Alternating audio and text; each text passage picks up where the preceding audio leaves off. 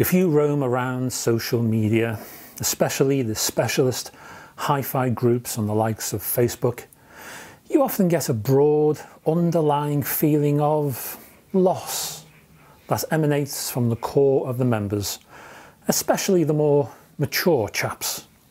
A sort of yearning, I suppose.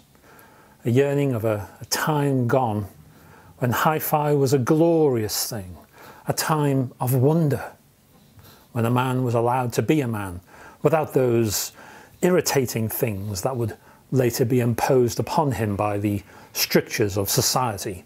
Things like sensitivity, tenderness, compassion, all those things just got in the way. Back then, he could sit and listen to his music while facing a sheer, impenetrable wall of brushed aluminium, topped, if he was lucky, with the Mickey Mouse ears of a reel-to-reel player. The Japanese nameplates glinting in the reflected sun.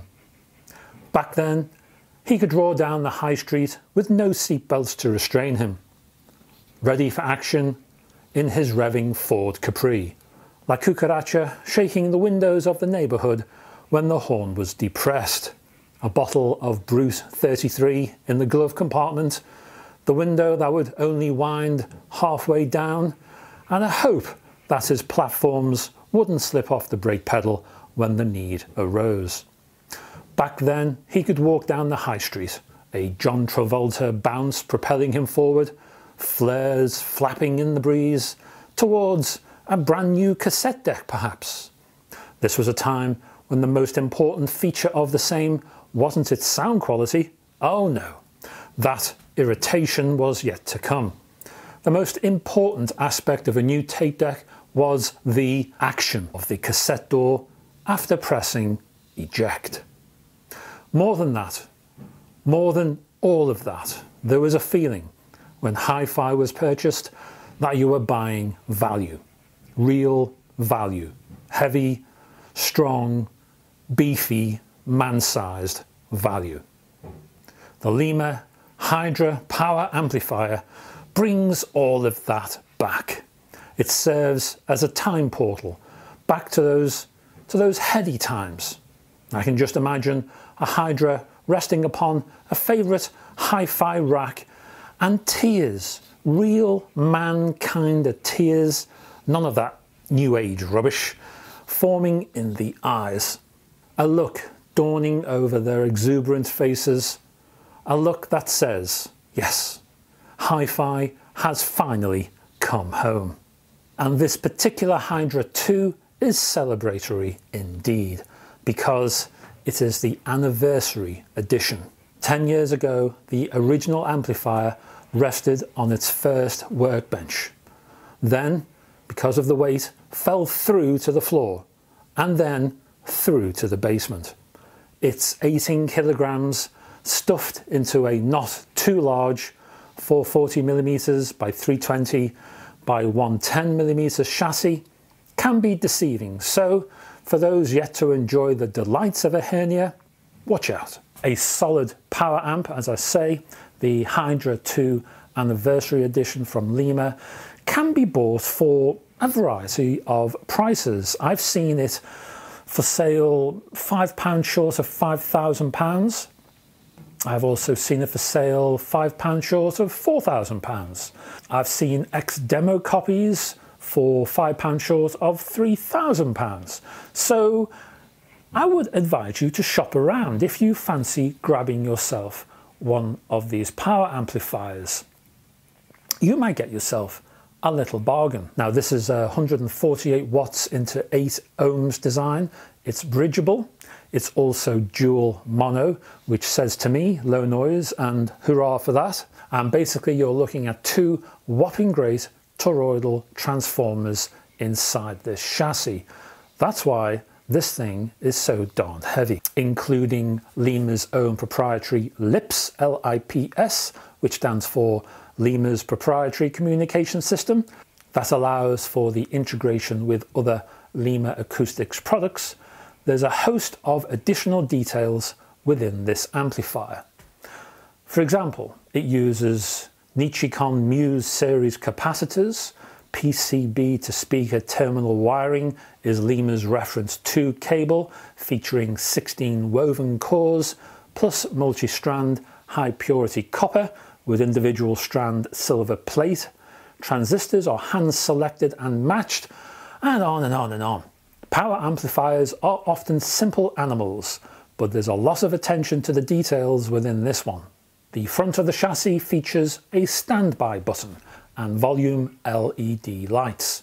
The rear includes speaker terminals, power socket, bridging connections for a second unit, lips sockets, plus single-ended and balanced connections. Now, the only gripe I have in terms of design is around the back, where you have to switch between single-ended and balanced output, which in itself is no big deal and is actually quite useful. The problem is how you actually do the switching, because that switch is it's a recessed switch actually inside the chassis, and to access it you need to poke a little screwdriver through the rear of the chassis to do the switching. Awkward, slightly irritating, but not a massive deal.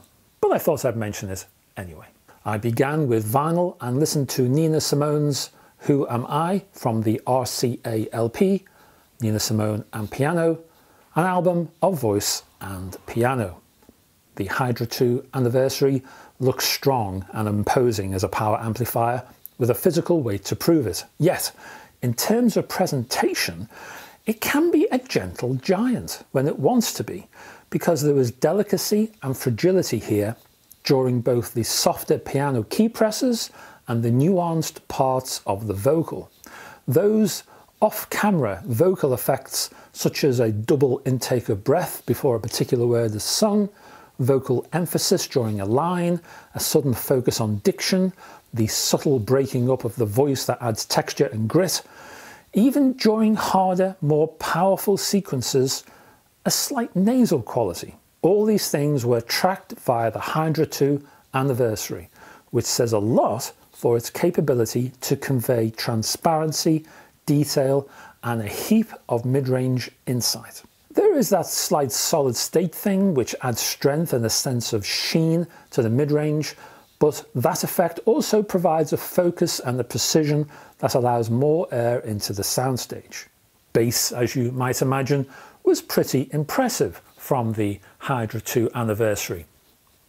Now, that doesn't mean that bass dominates. I'm not saying that the Hydra 2 transformed Nina Simone into Meatloaf, but it added a whole heap of confidence during her presentation. It added a sense of solidity to her performance. Also, if the bass notes were hit on the piano, what you also had was a lovely, deep, old resonance that seemed to go on forever.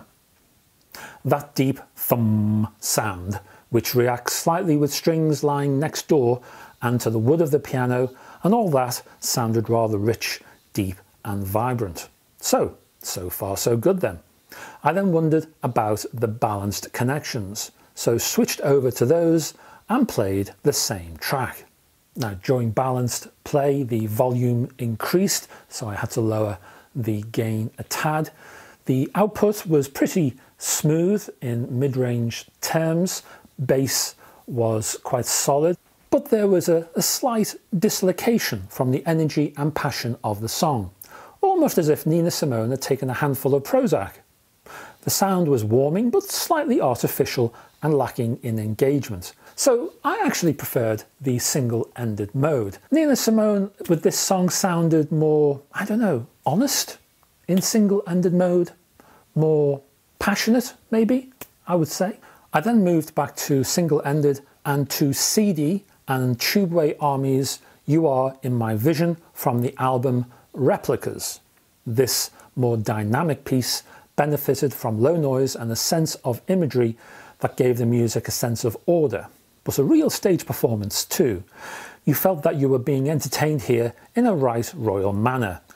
Detail was quite sublime, the low noise approach giving the ear a chance to get close to the subtle and shy effects, such as the start-stop impulses on the analog synths and organ, while percussion was powerful, yes, but also detailed and layered.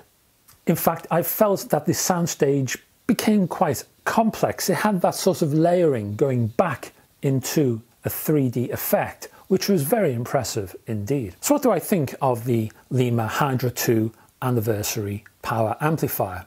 Well, it not only offers a sense of authority over the lower frequencies and general soundstage, but a sense of delicacy and fragility in terms of the upper frequencies.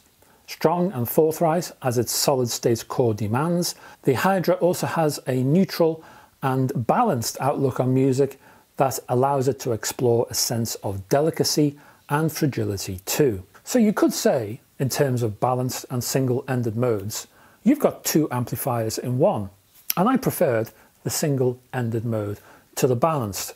If I was going to give marks out of 10, for example, I would give the balanced version of this amplifier a solid 7.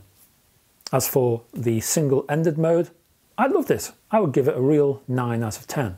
You can't really go wrong with a Leema Hydra 2 Anniversary Power Amplifier. It's a great all-rounder. Did I hear a Ford Capri playing La Cucaracha? And that's me done. Thank you very much for staying to the end of this video. I'd also like to thank you very much for subscribing and allowing this channel to grow. I appreciate it very much indeed. Please check out the description, which has a whole host of links from social media platforms I exist upon, my website, which has a whole host of content, my Patreon page, which also has exclusive content you can only find over there, and other stuff as well. Hopefully I will see you in the next video. Until then, bye bye for now.